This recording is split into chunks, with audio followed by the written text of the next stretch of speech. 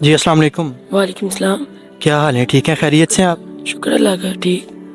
اچھا مجھے یہ بتائیے گا کہ یہ جو بچہ ہے آپ کا یہ ہیموفیلیا پیشنٹ ہے، کب سے ہے اور اس کی مجھے ذرا ہسٹری بتائیے گا. اسے بچپن سے ہے. جب چھوٹا تھا اس کی بلیڈنگ کا ہمیں پتہ نہیں تھا چلتا کہ اس کی بلیڈنگ کیسی ہوتی ہے، کیوں ہو رہی ہے، اسٹاپ کیوں نہیں ہو رہی. پھر آہستہ آہستہ ہم اسے ٹیسٹ وغیرہ کروائے، اس سے پتہ چلا اسے ہیموفیلیا. پھر ہم اس کے بعد ہم دیا ویلفیئر کے پاس میں آئے.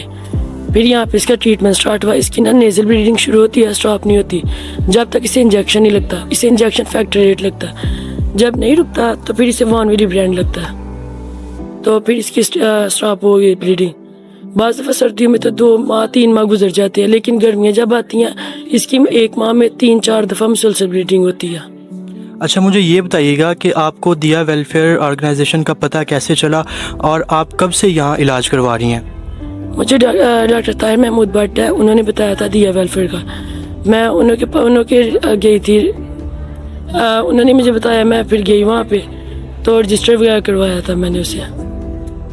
آپ کو کتنا عرصہ ہو گیا دیا ویلفیئر آرگنائزیشن سے علاج کرواتے ہوئے؟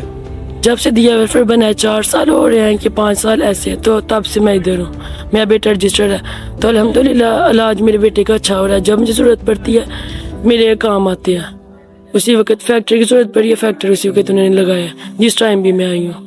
اچھا مجھے یہ بتائیے گا کہ آپ کو دیا ویلفیئر کی جانب سے کون کون سی خدمات دی جا رہی ہیں؟ ہمیں میرے بچے کو ضرورت پڑتی ہے، میں آتی ہوں، انجیکشن لگاتے ہیں، ٹریٹمنٹ ہوتا ہے. جس طریقے سے وہ ٹریٹمنٹ کر سکتے ہیں کرتے ہیں.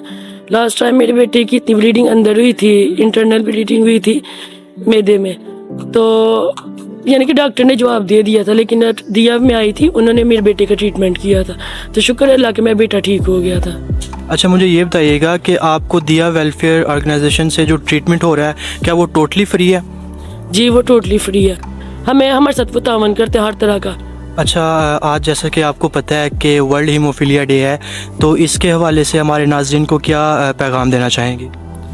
میں یہی کہنا چاہوں گی، اپنے اگر کوئی زکوٰۃ ہے، صدقہ ہے، کچھ بھی ہے، آپ دیا ویلفیئر میں دے. بعض لوگ ایسے ہیں جو افورڈ نہیں کر سکتے، 500 بھی افورڈ نہیں کر سکتے، لہٰذا آپ یہاں پہ اپنے زکوٰۃ، صدقے، ڈونیشن جو بھی ہے یہاں پہ دیں، تاکہ جو بچے اب نہیں علاج کروا سکتے انہوں کا علاج دیا والے کر سکے.